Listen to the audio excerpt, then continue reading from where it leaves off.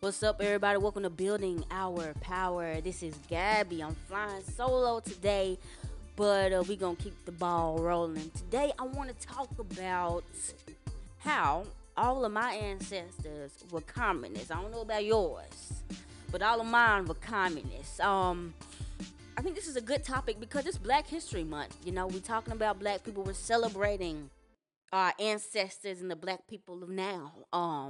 And the release of the new Fred Hampton movie, Judas and the Black Messiah.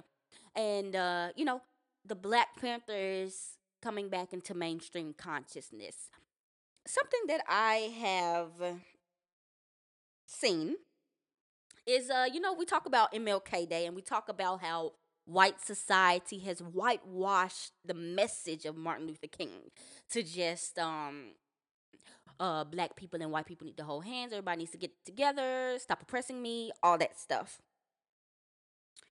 But I think in the black community or just the left community, not the left, but democratic community, there has been a whitewashing of the Black Panthers and just that civil rights movement in general.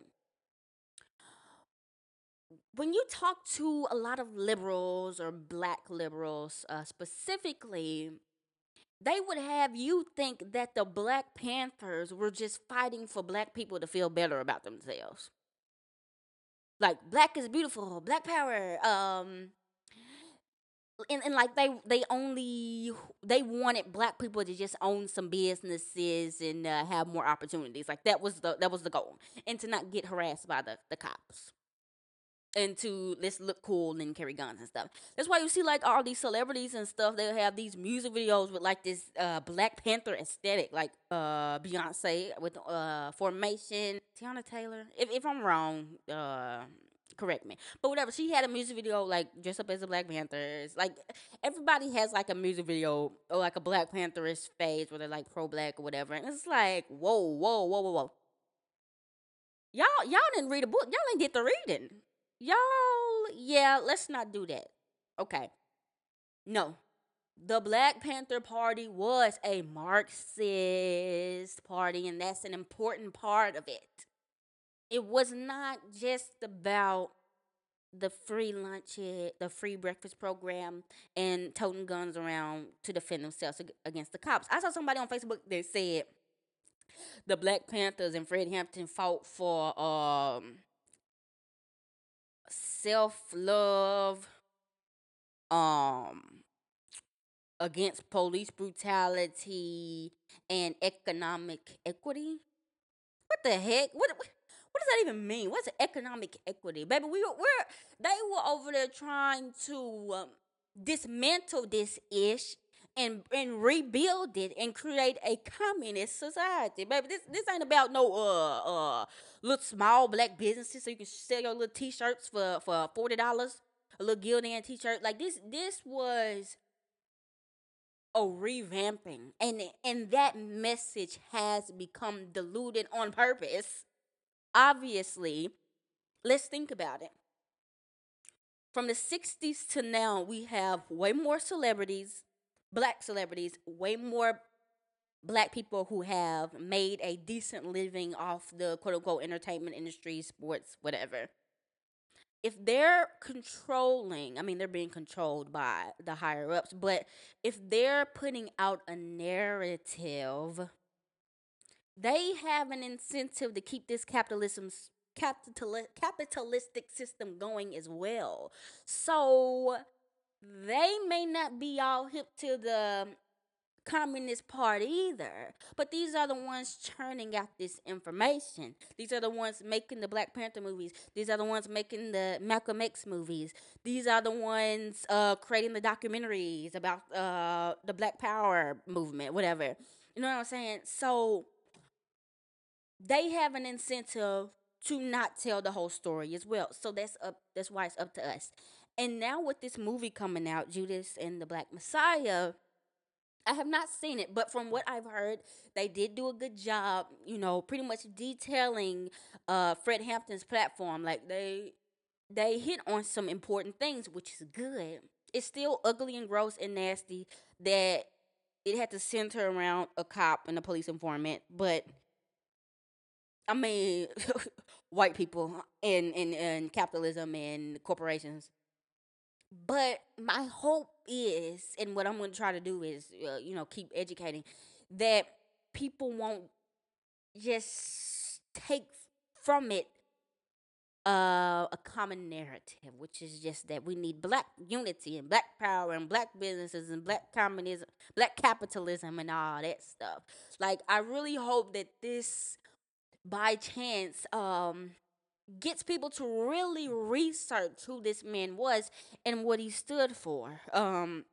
Hopefully, but we know the Malcolm X movie came out like 30 years ago, critically acclaimed, and everybody loved that movie. But how many people from watching that movie was like, oh, maybe I should look more into Malcolm X and maybe his economic system or whatever, and maybe radicalize my views. Like Denzel played Malcolm X, and he's over here saying we need more cops now. Like, I feel like it's always tricky when you get these corporations involved in telling our stories, especially stories of black radical revolutionaries.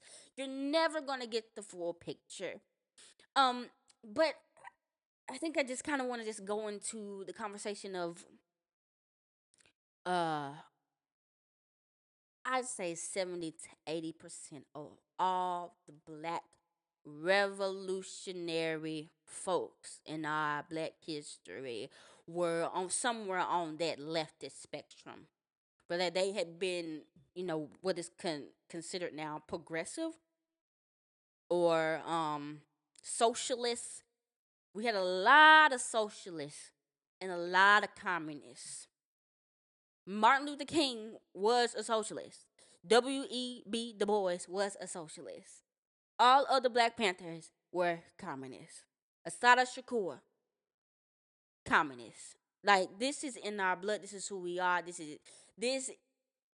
this is the pathway to black liberation. Obviously, we're gonna have to get rid of the racism. Obviously, but those people who done the reading, who done the theorizing, realize that there can be no equality in capitalism. So Jay-Z, no, you are not carrying on the legacy of doggone Fred Hampton and Huey Newton. You over here a billionaire. You should not be a billionaire. No, you should give all of that money away. Leave yourself with $500,000 and give the rest of it away. And then I'll say, oh, he's actually doing the work of my ancestors. But you sitting on top of a hill, collecting dollars every day, looking on us, telling us that we need to create businesses. Let me look through the reading. Yeah, Huey Newton them didn't say none of that stuff. Fred Hampton didn't say none of that stuff. He was actually against folks like y'all, capitalists, this black liberal class, this black political class, who's complacent and fine with things staying the way that they are. No, and it's disrespectful, and that's the one thing that gets me. Like, capitalism, obviously, you got this soundtrack. You got Yo Gotti on the soundtrack. When is Yo Gotti? When are any of these rappers ever been anti-capitalist? No Name, they asked her to get on it. She said no because she's like, this is offensive, actually. Like, Fred Hampton would not want his what? And y'all ain't even talking about stuff pertaining to the reading or the life of this man or what he stood for. Y'all are saying my Lambo Green, my this, that. Come on now. We have to do better and we have to demand better. But I don't think that we should personally, I don't think we should want these corporations to tell our story anyway. But that's just my opinion. Like, I think a documentary will suffice. Like, the James Baldwin one they had. Dang, what was that movie called? My brain ain't working right now. That was wonderful. And you know what they did? All they did was read that man's writings and they put some little clips on it and played some of his videos. That's it. You get the totality of what, not, I mean, it's not everything, but it's truth. It's what they said, it's what they did, it's who they were. I don't need no recreation. I don't need that. We can watch the video. This was in 1835. We got footage. It's hard to not complain about something like this because you know who the target audience is. The target audience ain't some little black communists in the South. The target audience are white liberals. And even now, like, when was that? This summer, AOC was talking about the Black Panther Party and about how they were, doing mutual aid or whatever.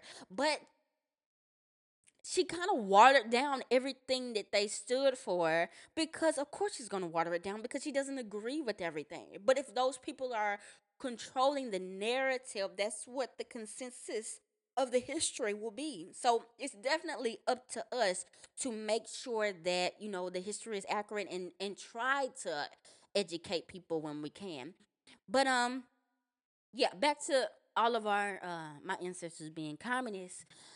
If we just think about the inception of the world, inception of Earth, when civilization was starting, that's what we did. And there's still tribes and stuff and islands where communism works and it's thriving because that is the S. This, I mean, it makes the most sense to me.